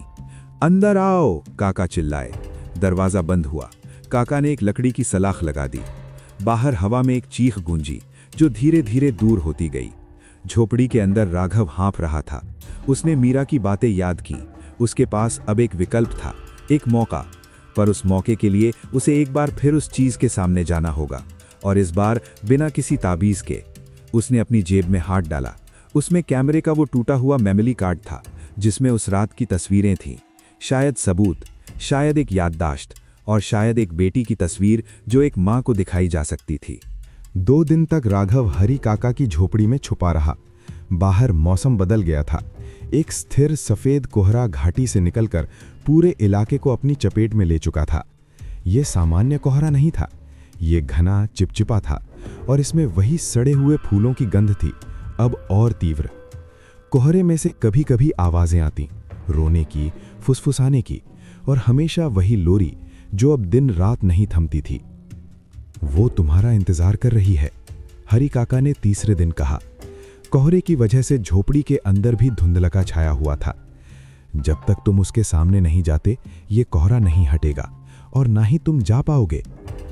मैं जाना चाहता हूं, राघव ने कहा, आवाज में एक अजीब शांति। मीरा ने मुझे एक रास्ता बताया है। रास्ता? काका की आंखें चमक उठीं। क्या रास्ता? उसे बताना कि उसकी बेटी मिल गई है, कि वो आराम कर सकती है। काका ने सिर हिलाया। एक करुणामयी मुस्कान उसके होठों पर खेल गई। बेटा, तुम एक भूत को समझाना चाहते हो? एक ऐसी आत्मा को जो 40 साल से अपने दर्द में फंसी हुई है? ये आग में हाथ डालने जैसा है। मेरे पास और कोई चारा नहीं है, राघव ने कहा। या तो मैं उसे समझाने की कोशिश करूं, या फिर यहीं रहकर उसकी प्रतीक्षा करूं कि वो खुद आकर मुझे ले जाए। कम से कम पहले विकल्प में मेरी कुछ सक्रियता है। काका ने देर तक उसे देखा, फिर उठकर एक पुराने संदूक की ओर गया। उसने एक छोटा सा दर्पण निकाला। कांच पर काले धब्बे थे। ये लो, इसे अपने साथ ले जाना। अगर वो तुम्हारे सामने आए तो इसे उसकी ओर कर देना। शायद वो खुद को देख पाए, और शायद वो जान पाए कि वो क्या बन गई है। राघव ने दर्पण लिया। वो ठंडा और भारी लगा। एक और बात, काका ने कहा, उसका हाथ थामते हुए। उसकी उंगलियां कांप रही थीं। जब तुम जाओगे तुम्हें रास्ता नहीं मिलेगा, वो तुम्हें भटकाएगी। तुम्हें याद रखना होगा, रास्ता तुम्हारे अंदर है, तुम्हारी यादों में। उस जगह पर ध्यान दो जहां से तुमने पहली बार उसकी लोरी सुनी थी। वहीं तुम्हारा केंद्र है, वहीं से शुरू करना। दोपहर का समय चुनकर जब लोरी थोड़ी धीमी होती थी, राघव ने झोपड़ी से निकलने का फैसला किया। उसने वो टूटा हुआ मेमोरी कार्ड अपनी जेब में रखा, दर्पण दूसरी जेब में। उसके गले में ताबीज का काला निशान अब एक सूखा हुआ घाव बन चुका था। कोहरा बाहर इतना घना था कि 10 कदम से आगे कुछ नहीं दिख रहा था। हवा स्थिर थी, पर कोहरे के बादल धीरे धीरे हिल रहे थे, जैसे कोई सांस ले रहा हो। राघव ने उस चौरस जगह की ओर बढ़ना शुरू किया जहां उसने पहली बार लोरी सुनी थी। पहले 10 मिनट तक सब ठीक रहा, फिर रास्ता अजीब लगने लगा। पेड़ों के आकार बदलने लगे। वही पेड़ बार बार सामने आने लगा। एक पुराना बरगद जिसकी जटाएं जमीन में उतरी हुई थीं। उसने इस पेड़ को पहले कभी नहीं देखा था। उसने दिशा बदली। 15 मिनट और चला, फिर वही बरगद। अब वो और करीब था। उसकी जटाएं कोहरे में सांपों की तरह लहरा रही थीं। ये मेरे दिमाग का खेल है। मैं घबरा रहा हूँ, इसलिए एक ही चीज़ बार बार देख रहा हूँ। उसने फिर से रास्ता बदला, इस बार उत्तर की ओर, पर पैरों के नीचे की ज़मीन नरम होने लगी, जैसे दलदल हो। उसने रुक कर देखा। सामने फिर वही बरगद था, अब सिर्फ 5 गज की दूरी पर। उसकी सांसें तेज हो गईं। ये संभव नहीं था, वो सीधी रेखा में चल रहा था। उसने पीछे मुड़कर देखने की कोशिश की, पर कोहरा इतना घना था कि उसका अपना 5 कदम पुराना निशान भी दिखाई नहीं दे रहा था। ऐसा लग रहा था जैसे पूरी दुनिया सिमटकर सिर्फ यही एक पेड़ और ये कोहरा रह गया है। तभी लोरी शुरू हुई, पहले धीमी, फिर तेज। अब वो उसकी माँ की आवाज में नहीं थी। ये एक ऐसी आवाज थी जिसमें कई आवाजें मिली हुई थीं। एक बूढ़ी औरत की, एक जवान लड़की की, एक बच्चे की। सभी दर्द में, सभी एक ही शब्द गा रही थीं। आजा, आजा, मेरे पास आजा, तेरा इंतजार कब से है, तू मेरा है, मैं तेरी हूं। आवाज सीधे उसके सिर के अंदर आ रही थी। उसने अपने कान बंद कर लिए, पर इससे कोई फर्क नहीं पड़ा। लोरी उसकी हड्डियों में गूंजने लगी। उसने भागना शुरू किया, कोई दिशा नहीं, बस कोहरे से दूर। पैर दलदल में धंसने लगे, पर वो रुका नहीं। पीछे से वो आवाज तेज होती जा रही थी, अब गुस्से में। मत भाग, मत भाग मेरे बच्चे, मैं तेरी मां हूं। उसके सामने अचानक एक चट्टान आ गई। वो टकरा कर गिर पड़ा। सिर में चोट लगी, खून बहने लगा। उसने उठने की कोशिश की, पर पैर दर्द से जवाब नहीं दे रहे थे। तभी उसे आवाज सुनाई दी, 2 आवाजें जो कोहरे से नहीं बल्कि उसके अपने दिमाग से आ रही थीं। पहली आवाज हरी काका की, दूर से, जैसे पुरानी याद हो। रास्ता तुम्हारे अंदर है, उस जगह को याद करो जहां से सब शुरू हुआ। दूसरी आवाज बाबा कालनाथ की, कर्कश और स्पष्ट। तावीज टूट गया है, अब तुम नग्न हो, बस एक ही कवच बचा है, सच्चाई। उसे सच बताओ, उसकी आंखों में देखकर बताओ। राघव ने आंखें बंद की। उसने याद किया, पहली बार जब उसने लोरी सुनी थी। वो चौरस जगह, घाटी का मुहाना दाईं ओर, एक बड़ा पत्थर बाईं ओर। उसने खुद से कहा, मैं उसी चौरस जगह पर हूं, मैं यहीं से शुरू करूंगा। उसने आंखें खोलीं। कोहरा थोड़ा पतला हुआ। सामने वही चौरस जगह थी। बरगद गायब था। वो अपनी शुरुआती जगह पर वापस आ गया था, पर अब वो अकेला नहीं था। चौरस जगह के दूसरे छोर पर कोहरे के पार कुछ हिल रहा था। वो आकृति वहीं थी जहां घाटी का मुहाना शुरू होता था, पर इस बार वो सिर्फ खड़ी नहीं थी, वो रेंग रही थी, एक टेढ़ी मेढ़ी असंभव गति से जमीन पर सरकती हुई उसकी ओर आ रही थी। हड्डियों के टकराने की आवाज, गीले कपड़ों के घसीटने की आवाज और एक गहरी गड़गड़ाहट जैसी सांस। राघव उठ खड़ा हुआ। उसका दिल इतनी तेजी से धड़क रहा था कि उसे लगा वो फट जाएगा, पर वो रुका नहीं। उसने मीरा की बात याद की, उसके सामने जाओ, उसे बताओ। उसने एक कदम आगे बढ़ाया, फिर दूसरा। आकृति ने भी रेंगना जारी रखा। दूरी कम हो रही थी, अब वो सिर्फ 20 फीट दूर थी। कोहरा उसके चारों ओर घूमने लगा, एक भंवर की तरह। उसने स्पष्ट देखा, वो चीज, स्त्री, कुछ भी। उसका शरीर पूरी तरह से टेढ़ा मेढ़ा था, हर जोड़ गलत दिशा में मुड़ा हुआ। गर्दन इतनी मुड़ी हुई कि सिर पीठ से लगा हुआ था और चेहरा आसमान की ओर। लंबे सफेद बाल जमीन पर घसीट रहे थे, पत्तियों और गाछ से सने हुए। हाथ और पैर मकड़ी के पैरों की तरह फैले हुए, हर कदम पर शरीर को आगे खींचते हुए। और चेहरा, वो चेहरा अब और भी स्पष्ट था, सफेद, चिकना, बिना नाक मुंह का, सिर्फ 2 गड्ढे, गहरे काले, जो उसकी ओर देख रहे थे। उन गड्ढों में कुछ चमक रहा था, एक दर्द, एक प्यार, एक पागलपन जो राघव को अपनी ओर खींच रहा था। 10 फीट। आवाज अब उसी के मुंह से आ रही थी, हालांकि उसका मुंह नहीं था। एक फुसफुसाहट जो हवा में गूंजती हुई शब्द बन गई। बेटा, मेरा बेटा, तू आ गया। मैं तुम्हारा बेटा नहीं हूं, राघव ने कहा। आवाज कांप रही थी पर दृढ़। आकृति रुक गई। उसके शरीर में एक ऐंठन सी दौड़ गई। तू है, तू मेरा है, मैंने तुझे बुलाया, मैं तेरी मां हूं। मेरी मां मर चुकी है, राघव ने कहा। और इन शब्दों को बोलने में एक अजीब सी ताकत महसूस हुई। और तुम शांति हो, मीरा की माँ। नाम सुनते ही आकृति के शरीर में एक तेज झटका लगा। वो पीछे की ओर सरकी, जैसे कोई चोट खाई हो। नहीं नहीं, वो नाम मत लो। मीरा, राघव ने फिर कहा, और इस बार जोर से, तुम्हारी बेटी, वो यहाँ है, वो सुरक्षित है।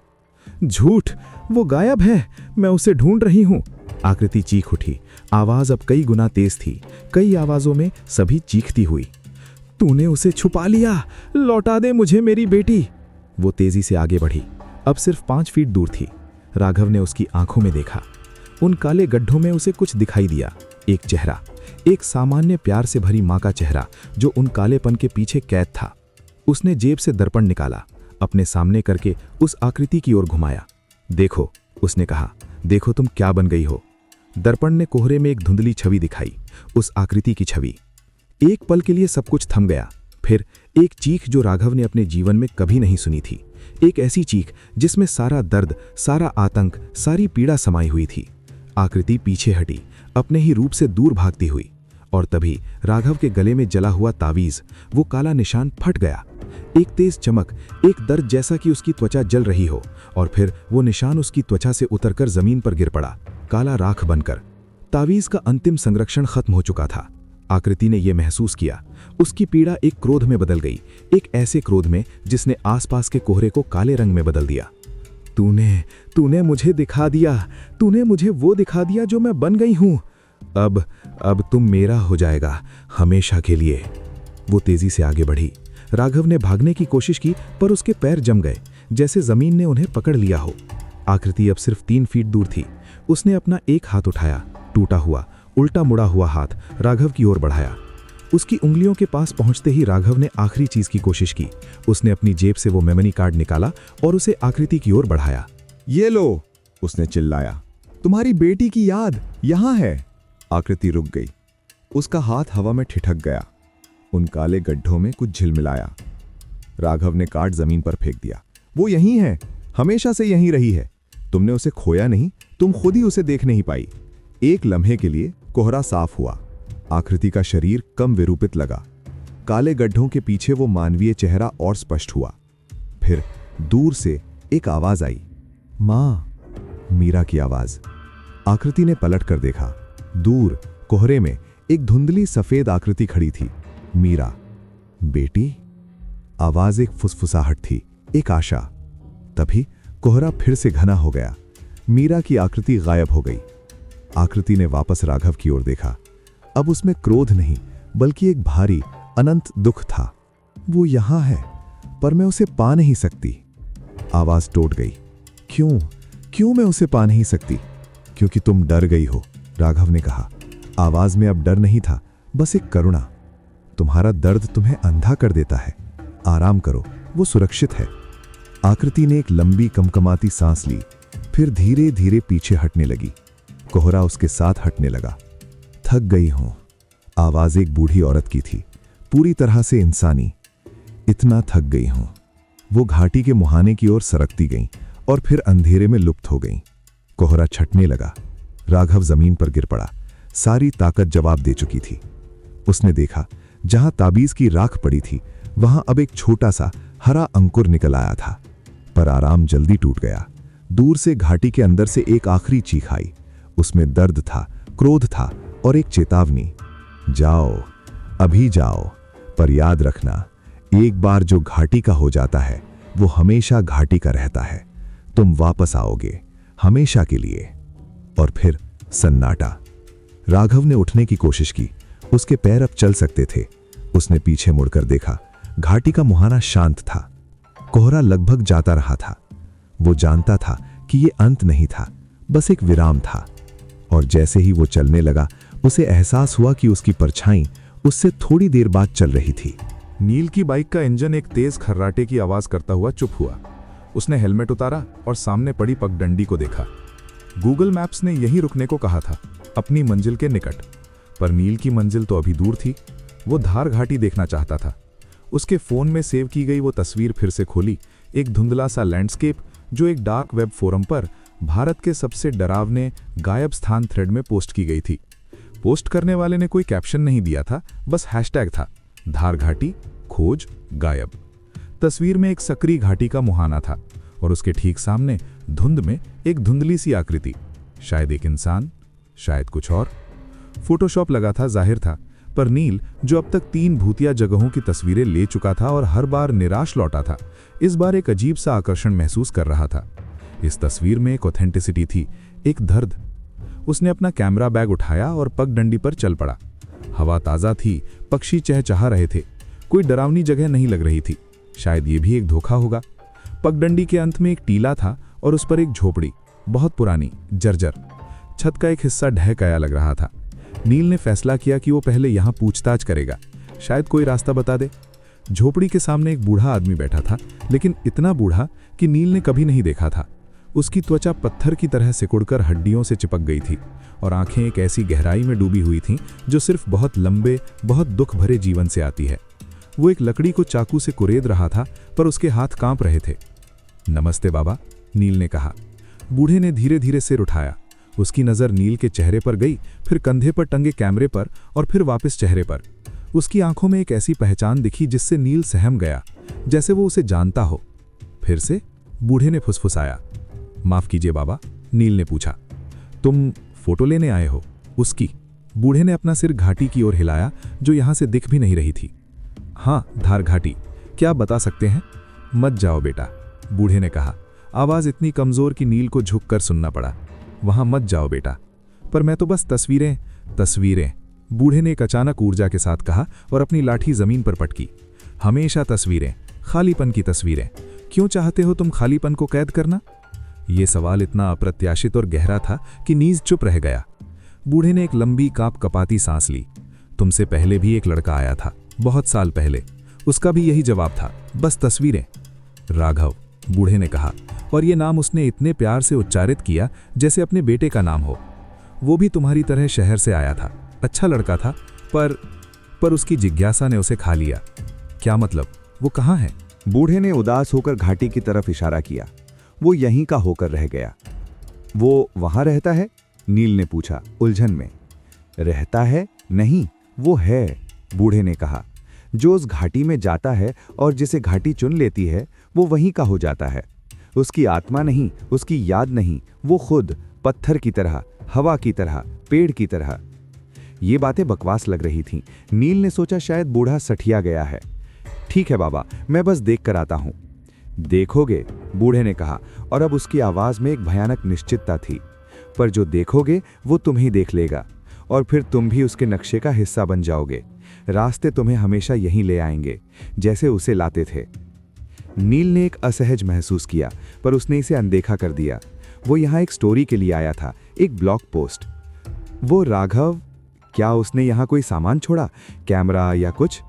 बूढ़े ने कुछ देर सोचा, फिर अपना सिर टीले के नीचे की ओर हिलाया।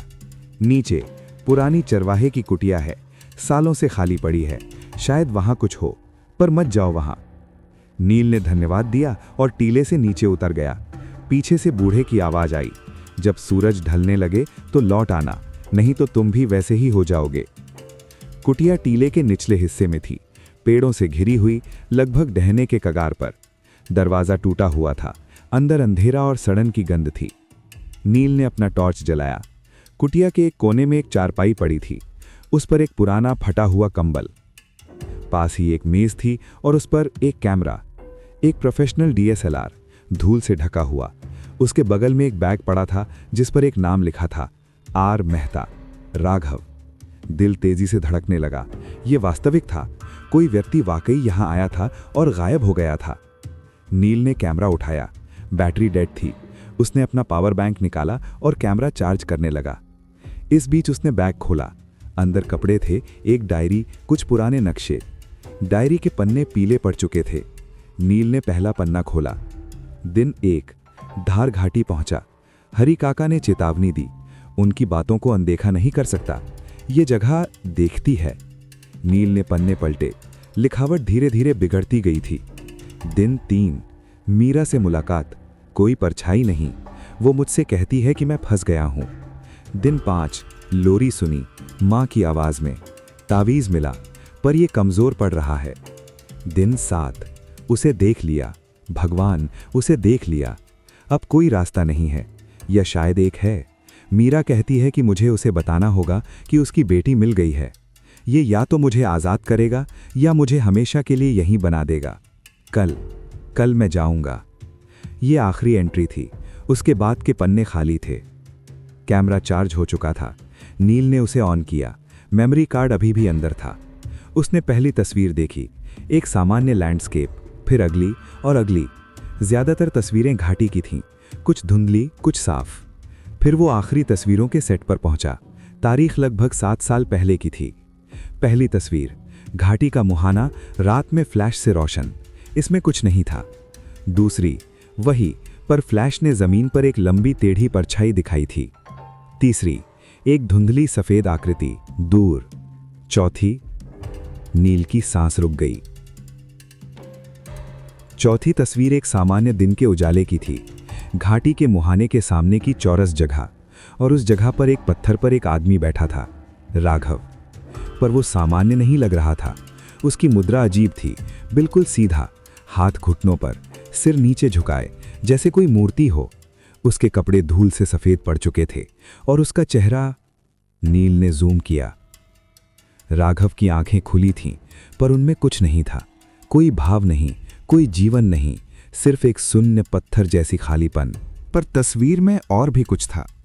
राघव के पीछे थोड़ी धुंधली 2 आकृतियां खड़ी थीं। एक युवा लड़की मीरा, वो अपना हाथ राघव के कंधे पर रखे हुए थी, एक सहानुभूतिपूर्ण दुख भरे अंदाज में। और दूसरी आकृति, लंबी टेढ़ी मेढ़ी, एक स्त्री की आकृति, पर इतनी विकृत कि उसे देखकर नील की रीढ़ में सिहरन दौड़ गई। उस आकृति ने अपना एक हाथ राघव के दूसरे कंधे पर रखा हुआ था, एक दावा करने वाली, कब्जा करने वाली मुद्रा। तीनों एक साथ, एक परिवार की तरह। नील का हाथ कांपने लगा। उसने कैमरा नीचे रख दिया। ये फोटोशॉप नहीं था, ये असली था। राघव वहीं था, अभी भी वहीं था, पत्थर बनकर बैठा हुआ। उसने कुटिया से बाहर देखा। शाम हो रही थी, सूरज पहाड़ियों के पीछे छिप रहा था। बूढ़े की चेतावनी याद आई।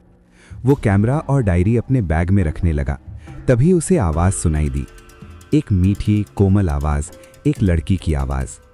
नील। उसने सिर उठाया। कुटिया का दरवाजा खाली था, बाहर कोई नहीं था। नील।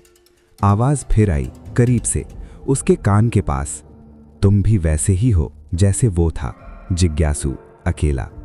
वो उठ खड़ा हुआ, दिल जोर जोर से धड़क रहा था। कौन हो तुम?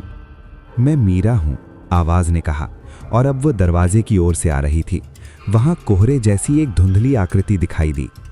तुमने उसकी तस्वीर देखी ना? वो अब हमारा है, हमेशा के लिए। और तुम उसकी जगह ले सकते हो।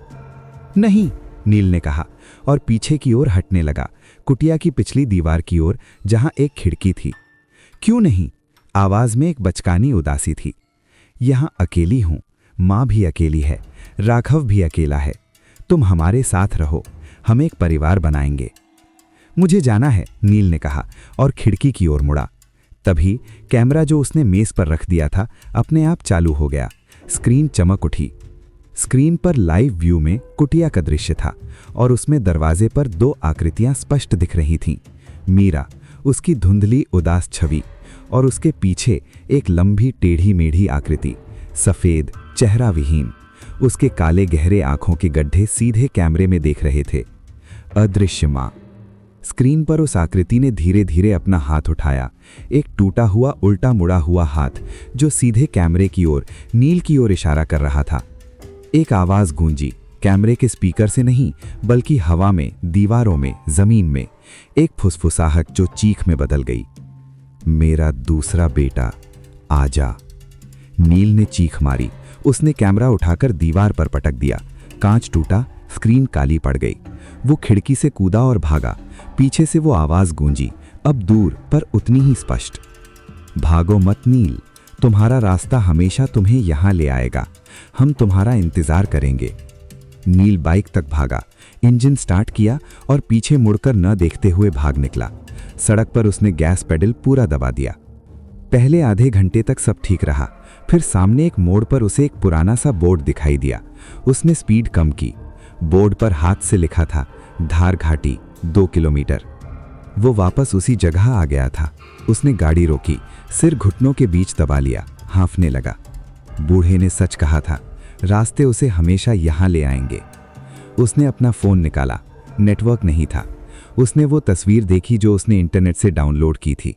अब वो समझ गया कि तस्वीर में वो धुंधली आकृति कौन थी। शायद राघव, शायद कोई और, शायद वो सभी जो घाटी ने निगल लिए थे। और अब घाटी ने उसे भी देख लिया था। नील ने बाइक दोबारा स्टार्ट की। उसे कोशिश करनी थी, शायद रात में, शायद किसी और रास्ते से। पर जैसे ही वो आगे बढ़ा, उसे लगा जैसे उसकी बाइक की हेडलाइट की रोशनी में सड़क के किनारे एक लंबी टेढ़ी परछाई चल रही है, उसकी गति के साथ। और दूर पहाड़ियों के बीच से एक लोरी की धुन हवा में तैरती हुई आई, इतनी धीमी कि शायद कल्पना थी, पर इतनी स्पष्ट कि उसमें उसका अपना नाम था। घाटी का चक्र फिर से शुरू हो गया था और इस बार नील उसका केंद्र था। धार घाटी शांत है। हवा में अब कोई लोरी नहीं गूंजती। पर कभी-कभी जब रात बहुत गहरी होती है और चांद बादलों के पीछे छिप जाता है, तो घाटी के मुहाने से एक सिसकी सी आवाज आती है। एक माँ की सिसकी जो अब भी अपनी बेटी को ढूंढती है। राघव वहीं है। वो उसी चट्टान पर बैठा है जहां नील ने उसे तस्वीर में देखा था। उसकी आंखें खुली हैं, पर उनमें कुछ नहीं है, सिर्फ घाटी का प्रतिबिंब है। वो अब घाटी का हिस्सा है, एक जीवित स्मारक, एक चेतावनी जो किसी को नहीं सुनती। मीरा कभी कभी उसके पास आकर बैठ जाती है। वो उससे बातें करती है जैसे कोई बहन अपने भाई से करती है।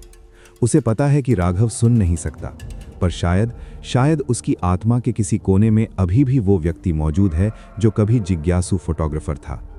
अदृश्य माँ अब दिखाई नहीं देती। राघव ने जो उसे सच बताया था वो उसे कुछ पलों के लिए शांत कर गया, पर दर्द इतना पुराना, इतना गहरा है कि वो पूरी तरह कभी नहीं मिट सकता। वो घाटी के अंदर ही रह गई है, एक घाव की तरह जो कभी नहीं भरता।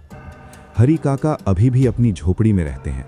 वो हर सुबह उठकर घाटी की ओर देखते हैं और एक दिया जलाते हैं।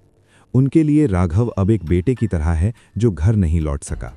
और नील के बारे में वो कुछ नहीं जानते, पर उन्हें पता है कि घाटी अभी भी भूखी है। नील शहर लौट गया, पर वो कभी सही से नहीं लौटा। उसकी आंखों में वो डर बस गया है। वो रातों को जागता रहता है। उसे लगता है कि कोई उसका नाम पुकार रहा है। वो कई बार धार घाटी लौटने की कोशिश कर चुका है, कभी ट्रेन से, कभी बस से, कभी पैदल। हर बार वो रास्ता भटक जाता है और खुद को किसी अनजान सड़क पर पाता है। पर हर बार उसे एक पुराने बोर्ड का सपना आता है, धार घाटी 2 किलोमीटर। वो जानता है कि एक दिन वो वहां पहुंच जाएगा, और शायद उस दिन वो रुक जाएगा, क्योंकि भागते भागते थक गया है। धार घाटी इंतजार कर रही है, हमेशा की तरह, क्योंकि कुछ जगहें सिर्फ जगहें नहीं होती, वे जीवित प्राणी होते हैं। और कुछ लोग सिर्फ यात्री नहीं होते, वे भोजन होते हैं। घाटी का मुंह हमेशा खुला रहता है, और हम में से कुछ हमेशा उसके अंदर जाने के लिए तैयार रहते हैं। शायद आप जो ये कहानी पढ़ रहे हैं अगले हों।